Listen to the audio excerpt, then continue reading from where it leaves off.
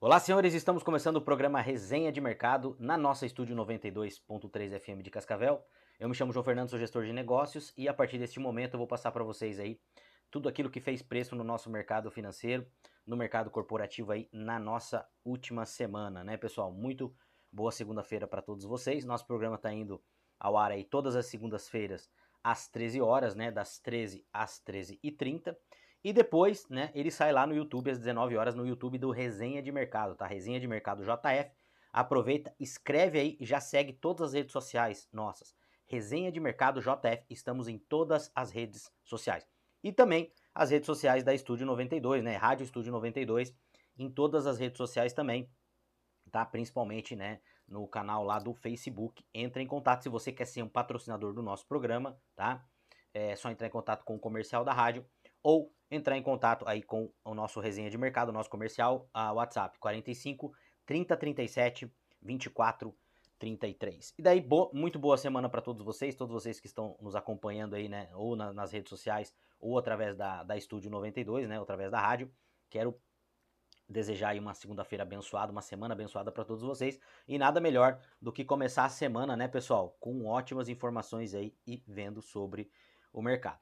E pessoal, falando de mercado, não tem como a gente não falar da macroeconomia do nosso governo, né? Não tem como a gente não pensar aquilo que está acontecendo e os burburinhos que têm saído aí, né? E os memes que têm saído, né? Eu vou falar um pouquinho mais para vocês depois, mas a gente tem reunião do cupom, tá? Provavelmente o cupom ou vai manter, né? Ou vai aumentar a Selic. Seria uma surpresa muito grande para o mercado se o presidente, na sua primeira intervenção aí na taxa Selic, ele diminuísse a Selic. Se ele fizer isso, vai ser terrível para o Brasil. O Brasil que já vem passando por momentos bem difíceis, né? A gente teve uma arrefecida do dólar aí nas últimas semanas, né? A moeda brasileira é a segunda moeda com a maior valorização, né, em 2025. Já teve em alguns congressos aí alguns analistas falando, né, que Brasil é compra, né? Mesma coisa aí que aconteceu em 2023. Só que, pessoal, a gente tem que lembrar o seguinte, né? Aquilo que é barato pode ficar mais barato ainda. A nossa moeda realmente ela deu uma fortalecida em relação ao dólar. O mercado ele deu uma melhorada aí nas duas últimas semanas. E o que a gente atribui a isso, tá? Eu vi bastante vídeo essa semana, bastante gestores falando, li bastante. E na minha percepção, tem dois motivos principais.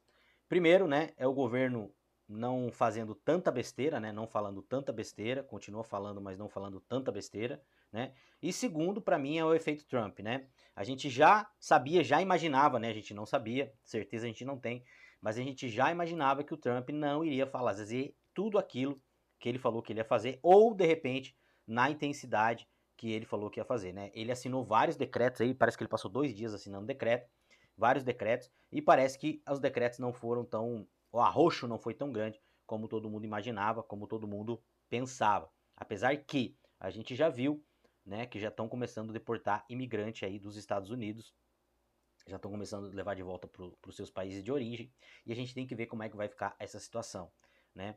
Para mim, na minha percepção, você combater a imigração, tá?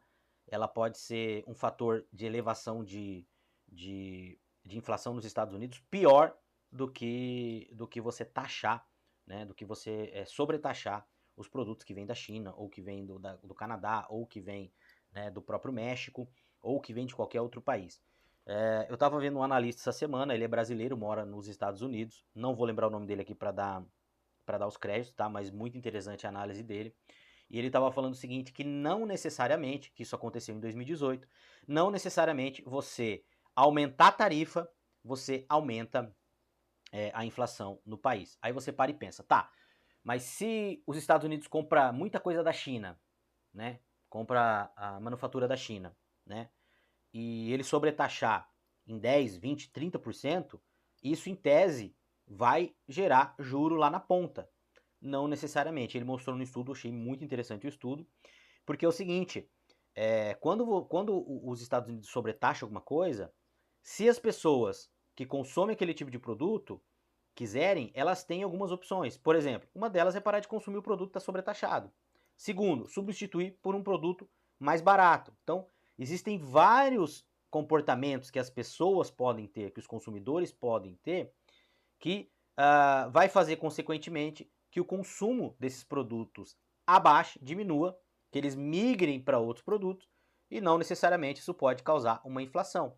Já quando você tira a mão de obra dos Estados Unidos, de imigrante, e pessoal, quem já foi para os Estados Unidos, quem conhece um pouquinho, né? Eu já fui para os Estados Unidos, né, minha família já morou lá, né? E a gente sabe que a mão de obra, né, os serviços, trabalhos que são de serviço, pinta casa, corta grama, trabalhar em McDonald's, trabalhar em restaurante, tem muito imigrante, porque são tipos de serviço que os americanos não querem fazer, tá? Culturalmente eles não fazem, são as outras pessoas que fazem para ele. E se o Trump arrochar muito e essa imigração cair demais, aí sim, tá? Aí sim pode ser inflação na veia, porque vai ficar escassa a mão de obra, como já está, vai ficar mais escassa ainda, e a mão de obra daí não tem para onde escapar. Se você precisar contratar e tiver que pagar mais, isso vai refletir lá no preço, tá? Então são dois pontos bem interessantes, esses pontos não são meus, tá? Foi de tudo que eu li, e achei bem interessante isso aí, e eu tinha uma ideia também que, de repente, ele sobretaxando os produtos de outro país seria muito mais prejudicial do que, por exemplo, ele tirar essa parte da imigração. Mas vamos lá, pessoal, que eu já comecei falando dos Estados Unidos aqui queimando a largada, e eu nem falei da nossa bolsa, né, do Ibovespa, que praticamente ficou no 0 a 0 aí nos últimos 5 dias, né, 122 mil pontos. Aí me conta aqui nos comentários, manda mensagem para mim, e pessoal, obrigado, tá? Toda semana alguém entra em contato comigo, fala alguma coisa sobre o programa, eu fico bem feliz, tá? Que vocês estão gostando do programa e principalmente que vocês estão gostando da didática que eu estou utilizando aqui, né? Que é uma didática que todo mundo entende, né? Eu não estou falando economês aqui mesmo porque também não sou economista, tá? Sou só uma pessoa que estuda o mercado aí há 10 anos, né? Então, pessoal, Ibovespa, 122 mil pontos, tá? Praticamente no 0 a 0, 0,08. E no ano, né, acumulado do ano, nós estamos também aí com uma alta aí de 1,93, 122 mil pontos, tá? E aí, a bolsa esse ano vai a 150 mil ou ela cai para 90? Quais são as suas apostas? O que vocês estão vendo em relação ao nosso mercado brasileiro, né? O dólar deu uma arrefecida, já vou falar um pouquinho dele também, né? Já dei uma pincelada. E aí, façam as suas apostas. Brasil, tá barato? Já tá valendo a pena comprar? As empresas que estão aqui estão com valuation, né? Estão com o seu PL, né? O seu preço sobre lucro baixo, vale a pena entrar? Já tá valendo risco? O que a gente tem visto? E o que os investidores estão falando lá fora, né? Que Brasil voltou a ficar interessante, Brasil voltou a ser um país de carry trade, né? O cara tirar dinheiro do lugar e ganhar a taxa de juro aqui no Brasil. Pode ser que isso aconteça e pode ser que isso abaixe um pouco aí o dólar se começar a entrar dinheiro. Eu não vejo, tá? Ainda não vejo, quero pesquisar mais. Não vejo que essa queda do dólar dos últimos dias aí tenha a ver com entrada de fluxo no Brasil, entrada de investidor. Eu vou mostrar para vocês que o que tem, quem está comprando bolsa agora são fundos que estão fazendo recompra aí de ações, que recebem dividendos. Eles têm lá dentro dos próprios fundos algumas diretrizes que dentre elas tem que recomprar algumas ações de algumas empresas, determinados percentuais de cada setor, cada empresa que tem que ter lá dentro, são métricas rígidas e eles têm que cumprir isso aí. E basicamente esses caras que estão comprando e algum investidor que está apostando aí. Tá falando de SP500, né, pessoal? SP500 também começou o ano meio lerdo, mas agora começou a acelerar. Alta de 1,77 aí na última semana, né? 6.101 pontos, tá? Máxima histórica. E falando de ano, né? Ele já começa a despontar aí com 4% de crescimento no ano. Veja, pessoal, o que a gente tem de Estados Unidos, tá? E parece que a gente acertou mais uma vez, né? Não é nenhuma recomendação aqui, mas o que parece de Estados Unidos? O que a gente tem visto agora com o Donald Trump? A gente tem visto um presidente que é pró-mercado, que é contra a burocracia, que aparentemente é contra desperdício, é a favor do empreendedor, é a favor de criptomoeda, tá? É a favor de segurança, de sigilo de dados, tá? Uma das coisas que ele assinou essa semana foi sobre a questão das CBDCs, tá? Isso tá com o governo Trump descartado, por exemplo, o dólar virar uma moeda digital como vai virar o Drex aqui no Brasil, tá? O americano ele preza muito pelo sigilo, por sua liberdade, por colocar limites no Estado. E isso é importantíssimo para todo o país. Ah, mas se a gente não deve, a gente não teme. Concordo com todos vocês, isso é verdade. Mas quando você dá poder para um ente, tá? Que se chama Estado, e quando você dá muito poder, sempre deu ruim, tá? Historicamente, sempre deu ruim. O Estado, os lugares onde o Estado teve mais poder, foi os lugares que aconteceram as piores coisas. Então, assim, a gente tem que mitigar e diluir, tá? Esse poder do Estado e diluir o poder das pessoas, das empresas. Tem que ser diluído como, né, as pessoas que pregam o livre mercado falam, tá? Isso é importantíssimo. Quanto mais poder você concentra em alguma coisa, é muito perigoso, tá? Então, voltando e falando dos Estados Unidos, o que acontece? A gente vê que parece que tem tudo, que tem uma avenida gigantesca nos Estados Unidos para as empresas começarem a crescer. Começarem não, continuarem um crescimento. Então, o que eu vejo, pessoal? Não é nenhuma recomendação. Eu vejo que os Estados Unidos, as empresas vão crescer muito o lucro dela. E outra coisa, as empresas já começaram a trazer resultados esta semana, tá? E resultado, na média, 10% acima do esperado do mercado. Veja, os resultados que nós temos até agora, na média, as empresas estão performando 10% a mais daquilo que os analistas esperavam, tá? A gente teve o caso aí da Netflix, que foi um caso emblemático aí, a Netflix cresceu muito, tá? Que parece que ela teve aí no último trimestre 19 milhões de novos usuários, tá? Então, assim, é para vir, se continuar como tá os resultados, é para vir muito forte e é para a bolsa americana realmente performar muito bem, porque eles têm uma avenida aberta agora para o mercado crescer. E se os Estados Unidos cresce, é bom para o mundo inteiro, tá? Porque hoje é o maior mercado consumidor do planeta, tá? Estados Unidos e China. Então, enquanto a China está desacelerando, os Estados Unidos parece aí que está a todo vapor, pessoal. E isso tem a ver não somente com os Estados Unidos ser, né, o maior mercado de capitais. Tem muito a ver com a cultura americana, com a produtividade americana, né?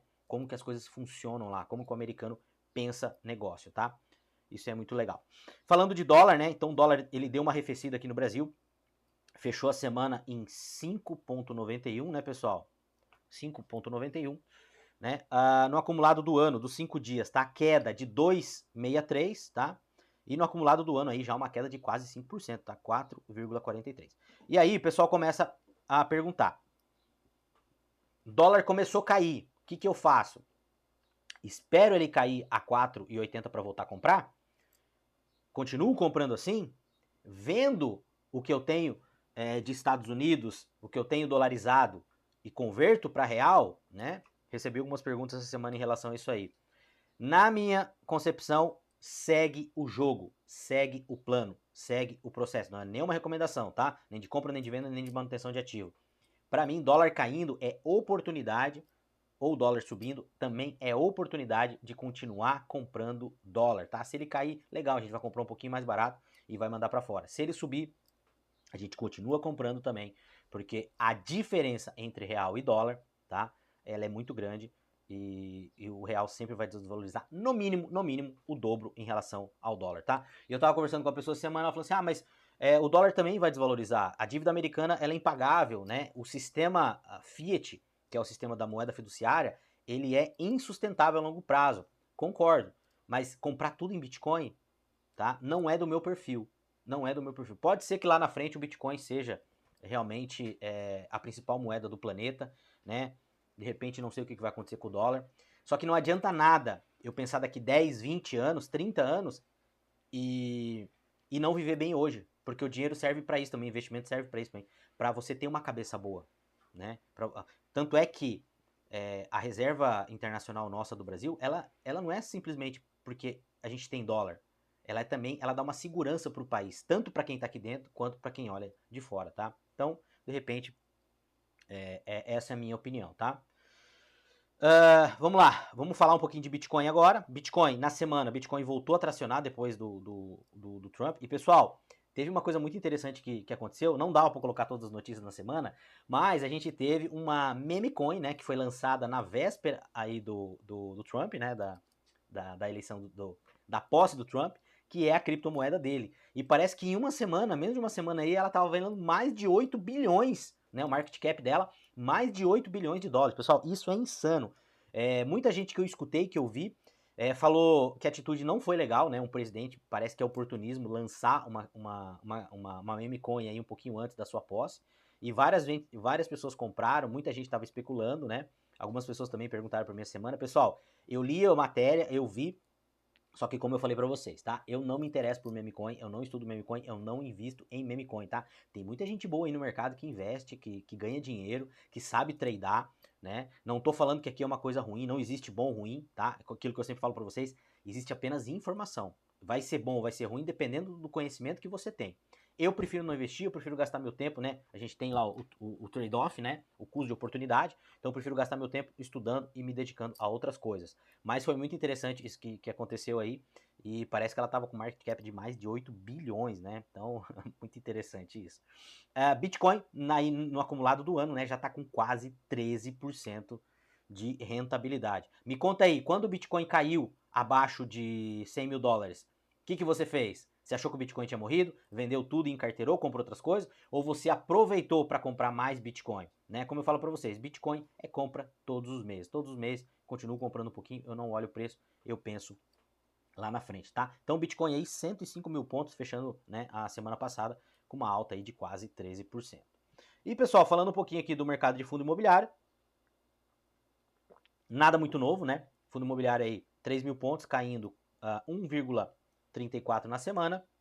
E no acumulado do ano aí, queda de 3,74. Não tem nada muito novo aqui. Pessoal, se a Selic continuar no patamar que tá, e a gente tiver essa ponta longa muito cara, né, muito esticada, a gente vai ver os fundos imobiliários sofrendo. E aí, pessoal, fazendo um disclaimer aqui em relação a fundo imobiliário, tá? Se você quiser saber mais, entra lá no nosso grupo, porque lá a gente conversa sobre investimentos, a gente fala sobre isso também, tá? Eu vejo uma oportunidade muito boa, já falei várias vezes aqui para você, em alguns fundos imobiliários. Uma coisa que você tem que entender, tá? Você vai investir em fundo imobiliário. Quanto tempo a Selic vai ficar alta? Por quantos anos? Quantos meses? Quantos dias? A gente não sabe disso, tá? Perfil de Brasil pode ficar 5, 6 anos a Selic a 15%. E os fundos vão continuar sofrendo nesse patamar, tá? Então o fundo que está barato hoje, daqui 2 anos pode estar muito mais barato se a Selic continuar subindo. E se a gente tiver o nosso macro, se a gente tiver responsabilidade fiscal, se a gente tiver o governo, né, na parte econômica operando da forma que eles estão operando, eu vejo que a Selic vai continuar subindo, no mínimo estagnada onde está, mas subindo na tendência, e eu vejo fundos imobiliários sofrendo mais. Então, você quer comprar fundo imobiliário? Baita oportunidade, veja alguns fundos com oportunidade. Entra lá no grupo para a gente conversar sobre isso. Mas e aí? Você está disposto a esperar 2, 3, 5 anos, 6 meses, uma semana, não sei, para que esses fundos comecem a tracionar de novo? Lembrando que o fundo imobiliário paga dividendo, tá? Então você vai continuar recebendo dividendo. E outro disclaimer, né? Nosso governo aí bateu mais um recorde, mais um prêmio para o nosso governo aí, que ele conseguiu bater a INTNB, né? O juro da INTNB longa, né? Ele conseguiu bater o recorde da Dilma, que se eu não me engano era 7,80, né? E o governo conseguiu bater, conseguiu pagar uma INTNB muito maior do que a Dilma pagou, né? Nós já estamos aí praticamente em recessão técnica, né, pessoal? E aí, né, falando um pouquinho aqui de Brasil, né? Brasil tem déficit de quase 56 bilhões nas contas externas, o maior desde 2019. Né, pessoal? Então, a gente está vendo aí que não está nada fácil para o Brasil com déficit gigantesco, né? Eu vou ler aqui o disclaimer para vocês. As contas externas do Brasil registraram um déficit de 56 bilhões em 2024, o equivalente a 2,2, tá? Do PIB, né, do produto interno bruto. É o maior resultado desde 2019, quando o Brasil registrou déficit de 65 bilhões, tá? O resultado foi divulgado no relatório de estatística do setor externo do Banco Central. O resultado apresenta uma alta superior a 128% na comparação de 2023, quando as contas externas do Brasil registraram um déficit de 24 bilhões. Segundo o BC, tá, o aumento de 31 bilhões do déficit do ano passado é o resultado da redução de 26 bilhões no superávit da balança comercial, ou seja, nossa balança comercial teve um resultado menor, tá? E o crescimento de 9,8 bilhões de déficit de serviço, tá? Cujo resultado foi parcialmente compensado pela redução do déficit da renda primária, tá? 4,1 bilhões, e pelo aumento do déficit da renda secundária, 367 milhões.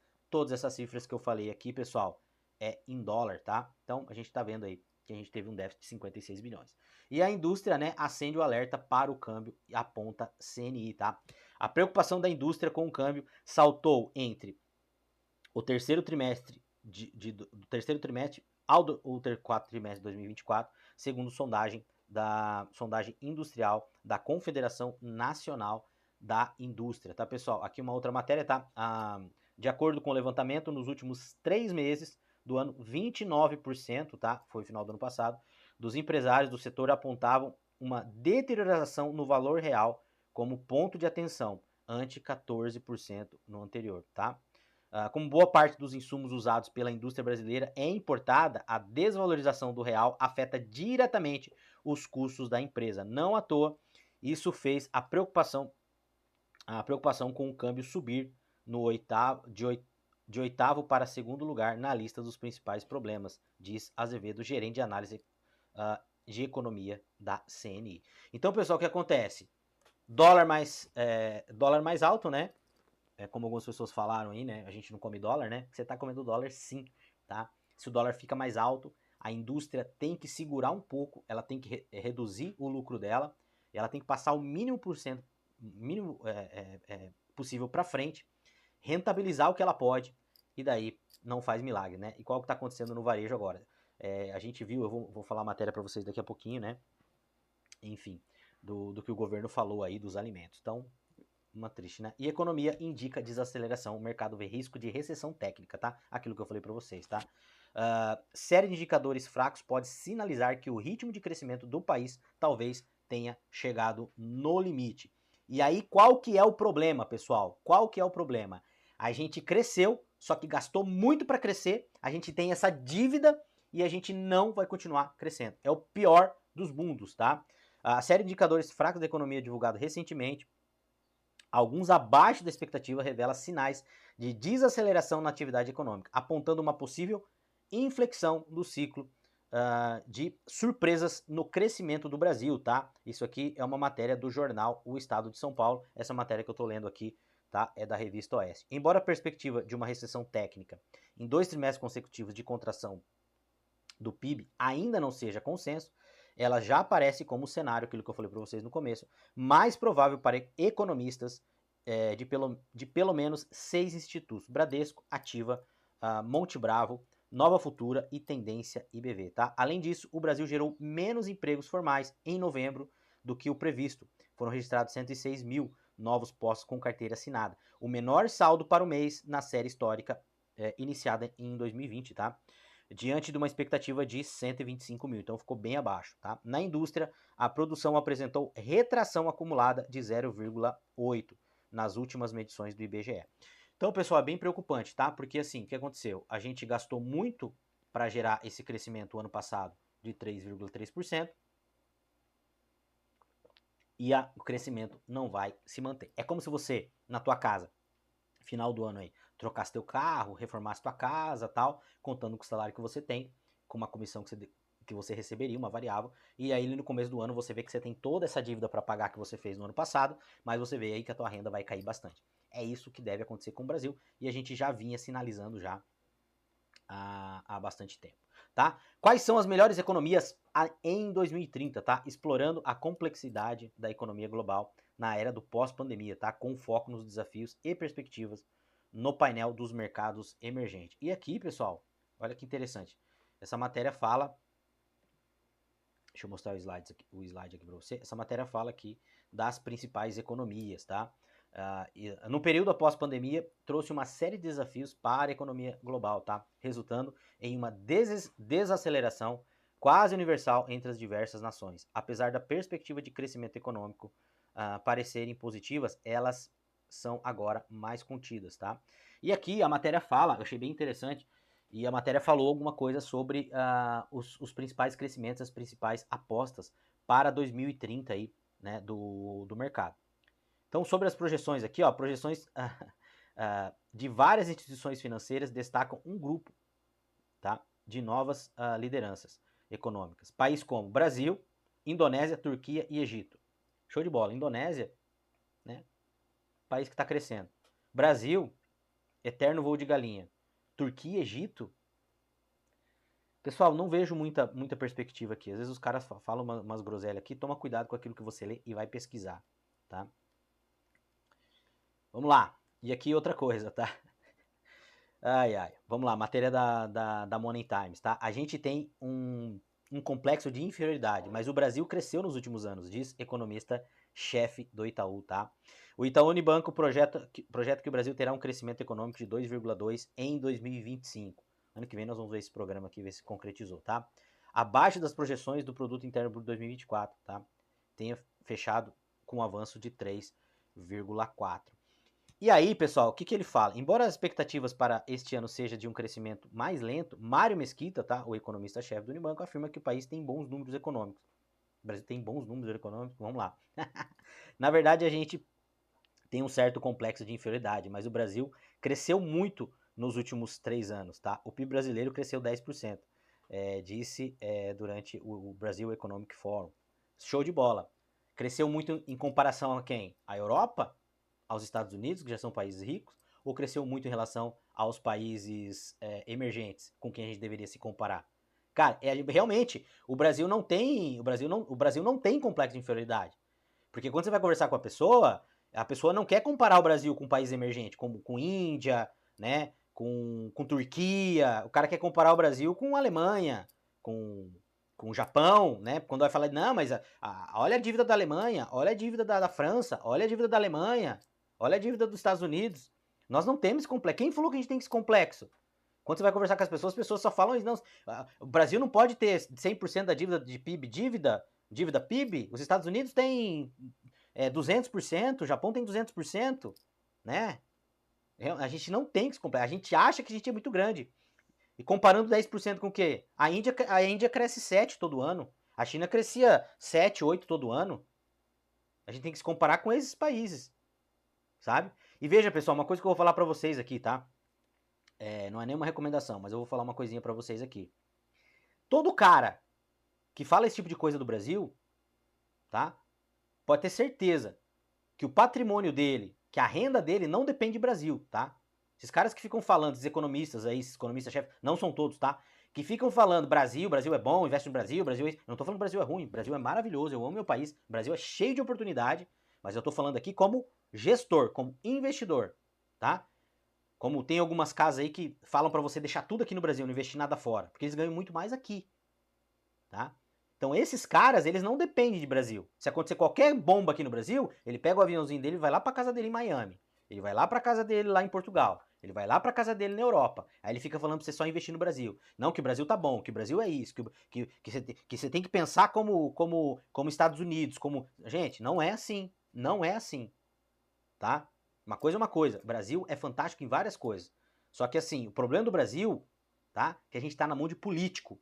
E político não sabe, não quer e não tem interesse em gerir bem o Estado. Político gosta de gastar, tá? Não são todos, toda generalização é burra, não são todos, mas é a maioria. É que nem estatal. Se você for falar para mim, estrito senso, você é a favor de privatização? Nem todas. Eu acho que tem algumas empresas que não precisariam ser privatizadas. Mas aí você pergunta, no Brasil também? Não, no Brasil não. No Brasil, entre privatizar e não privatizar, eu prefiro que privatize até as empresas que eu não gostaria que privatizasse. Porque o político brasileiro, o Estado brasileiro, não tem condição, não tem competência, a gente não tem estrutura, a gente não tem lei para que essas pessoas possam gerir estatais. Veja o que aconteceu no governo passado, veja o que está acontecendo nesse governo. Então assim, mas o governo passado foi bom. A gente não pode jogar, né, como falar, criança com a água do banho. Sim, mas quantos governos bons a gente teve até hoje? Então não adianta, é melhor privatizar. Do jeito que é melhor privatizar. Tem algumas que eu não seria a favor de privatizar. Eu acho que o Estado pode gerir, sim. Mas como a gente tem o Brasil, e esses caras ficam falando, tá? Não se engane. Esses caras não dependem do Brasil. Qualquer dor de barriga que der aqui, ó, eles pegam o aviãozinho deles e vão embora. Então, toma muito cuidado, tá? Hoje é muito fácil. Comece a dolarizar seu patrimônio. Não é nenhuma recomendação. Pessoal, estamos chegando no final do programa aqui. Eu tinha várias coisas para falar, tá? Tinha várias coisas para falar para vocês aqui, mas ficou bastante coisa para trás. Eu quero só dar um recadinho, porque toda semana a gente fala da parte corporativa também, tá? A gente fala da parte empresarial. Eu acho que é muito importante você, empresário, você que está nos assistindo aí. Eu tinha 2 matérias para falar. Uma era da Jaguar, eu vou deixar para semana que vem. E outra Deixa eu mudar o slide aqui. Eu queria falar uma matéria para vocês da Jaguar e hoje é o principal desafio outra principal desafio do Brasil para a gente encerrar aqui, falar um pouquinho sobre produtividade, pessoal, né? Qual que é o calcanhar de Aquiles do Brasil hoje, tá? O Brasil, a nossa produtividade é muito baixa e não é por causa do trabalhador, tá? Também, né? Mas a gente tem gente muito qualificada aqui no Brasil, a gente tem muitas pessoas que têm uma capacidade gigantesca aqui no Brasil, mas a gente tem, já volto a falar de novo, a gente tem leis, a gente tem o nosso problema é estrutural e o nosso problema é cultural. Se você pegar um alemão, se você pegar um americano, se você pegar um chinês, tá?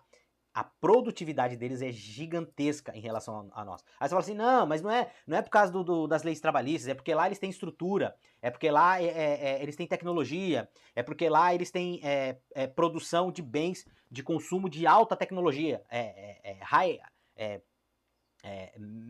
tecnologia média e tecnologia alta. Sim, eles têm isso, porque eles não tinham toda essa burocracia e eles conseguiram construir essa riqueza. E a gente não consegue, porque a gente tem uma produtividade muito baixa. E isso tem a ver com as nossas leis, com a CLT, com tudo isso, tá? Veja, eu estava conversando essa semana, semana retrasada, a pessoa mandou uma pergunta lá na caixinha, falando essa questão de lei de CLT, que, que o patrão explora as pessoas, que as empresas exploram as pessoas. Aí eu perguntei para ele, falei, as pessoas exploram as pessoas? Então por que é que você trabalha 5 meses para pagar imposto pro Estado? Você não trabalha 5 meses pro teu patrão. Você trabalha 5 meses pro Estado. Então se você poderia ganhar 4 e você ganha 2, não é por causa do teu patrão. Porque o teu patrão, metade do que você ganha, ele não tá indo pro bolso dele. Tá indo pro bolso do Estado. Você trabalha 5 meses pro Estado, tá? E essa segurança, esse paternalismo, que não deixa as empresas e as pessoas crescerem. Isso afeta até a parte de desenvolvimento das pessoas. E eu falo isso, pessoal, com experiência, porque eu trabalho há 25 anos como vendedor, eu trabalho mais de 10 anos, tá? Na indústria e trabalho com mentoria de varejo também, tá? Eu vejo, eu acompanho, eu treino vendedor todo dia, eu treino gestor todo dia, eu vejo o que acontece nas lojas de varejo todos os dias, tá? Isso afeta a produtividade, porque quanto mais menos você precisa se preocupar com você, mais você tem, menos você se preocupa com o teu futuro. Eu já tenho o INSS lá que cuida para mim. Você já tá conversando também com a cliente e ela falando de uma funcionária dela lá que trabalhou alguns anos com ela e entrou com uma ação contra ela, né? E dela falando, eu sou a favor da CLT e tal. Mas eu falei assim, mas você não acha que a CLT ela é mais prejudicial do que benéfica? Porque daí as pessoas têm motivo para não ser produtiva. Com a CLT as pessoas têm motivo para não ser produtiva. E se você discorda, escreve nos comentários aqui. Eu quero a tua opinião aqui nos comentários. Então, o problema do Brasil hoje é a produtividade. E o problema da produtividade está intrinsecamente ligado com as regras trabalhistas e com a nossa, claro, a nossa parte cultural também. O colégio, né? A escola falhou, os lares falharam e hoje sobrou para quem? Para o gestor fazer com que o negócio dele seja uma escola para que ele possa desenvolver as pessoas, para que as pessoas venham dar resultado. Veja, pessoal, antigamente as pessoas entravam nas escolas técnicas, né? Com 17 anos, o cara já era mecânico, ele já montava a mecânica dele. Com 17 anos, ele já tinha técnico de contabilidade, né? Fazia magistério. Hoje, as pessoas com 17 anos estão indo para a universidade, saem com 24, 25 anos e experiência zero de mercado. E isso faz muita diferença. Isso está aumentando, né? O ramp-up. O que é o ramp-up? É quando a pessoa começa, né, um trabalho e ela começa a ser produtiva naquilo que ela faz, tá? O Brasil entra em 2025 como um país pobre e subdesenvolvido, assim considerado em função de indicadores como renda por habitante baixa, quando comparada com países desenvolvidos. 27% da população em segurança e insegurança alimentar, tá? Pelo critério de redução da qualidade e variedade de alimentos. 3,9% da população no mapa da fome da ONU, tá? O que dá 8 milhões de pessoas subnutridas, tá? Elevando o número de homicídios para cada 100 mil habitantes, tá? Então, pessoal, o que acontece? Isso está intrinsecamente ligado com as nossas leis trabalhistas, intrinsecamente ligado com a cultura brasileira, a cultura das empresas, tá? As pessoas, o Brasil, as pessoas não têm cultura de se desenvolver. As pessoas querem pegar o diploma, trabalhar e nunca mais ler um livro, nunca mais ler um artigo, tá? Eu tava lendo ano passado uma matéria, se eu não me engano, no Brasil as pessoas leem menos de um livro por ano. Menos de um livro por ano, tá? Só que tudo isso tem a ver com esse estado paternalista que faz tudo. Igual um filho mimado. Você faz tudo pelo filho, ele não vai levantar, ele não vai fazer nada, tá? Isso acaba impactando. Então eu falo para você, gestor, toda semana eu deixo um recado para você aqui. Você, gestor, você, vendedor, você que está no mercado de trabalho, você que está nos escutando aqui na rádio, tá? Crie uma cultura de autodesenvolvimento. Entra lá no grupo que a gente fala sobre isso também, tá? A gente fala de mercado, a gente fala de empreendedorismo lá, tá bom? Você precisa se autodesenvolver. Ainda mais hoje, no mercado que a gente tem, que a cada 3 meses tá tudo mudando. O que funcionava um mês atrás não funciona mais, tá? Nós vamos ter que voltar ao estilo da escola grega, a escola pitagórica, tá? Que quando alguém entrava lá na escola de Pitágoras, né, na época da escola pitagórica, as pessoas não entravam lá para pegar um diploma, para aprender alguma coisa e para ir embora. Quando alguém entrava na escola pitagórica, ele entrava para vida toda. Era um estilo de vida, era uma filosofia de vida. E a gente vê que as empresas e as pessoas que estão mudando de patamar, capturando todas as oportunidades que o Brasil tem, são pessoas que estão mudando o estilo deles, tá? E vai ficar para trás. Esse negócio de estudou, pegou diploma, não estuda mais, esse cara, o mercado vai engolir. Se você não levantar todo dia da tua cama com a tua versão de gestor, de vendedor, seja lá o que você faz, mais atualizada, tá? Se o mercado lá fora se atualiza mais rápido que você se atualiza, você vai ficar fora do mercado, o mercado vai te tirar. Pessoal, tinha muito mais coisa para eu falar para vocês, não deu tempo. Deixa o seu comentário, manda mensagem para mim se você está gostando do programa. Se você tem alguma coisa que você queira que eu aborde aqui, passa para mim, tá? Que eu vou estudar, vou trazer aqui para vocês. E eu queria desejar mais uma vez para vocês uma semana abençoada. Eu vejo vocês lá, né, no YouTube, às 19 horas, sai lá, no Resenha de Mercado JF, tá? E não se esqueça, quer ser um patrocinador do nosso programa? Entre em contato com o comercial da rádio ou, né, entre em contato aí com o nosso comercial. 45 30 37 24 33. Pessoal, vejo vocês na próxima segunda-feira. Um grande abraço e valeu!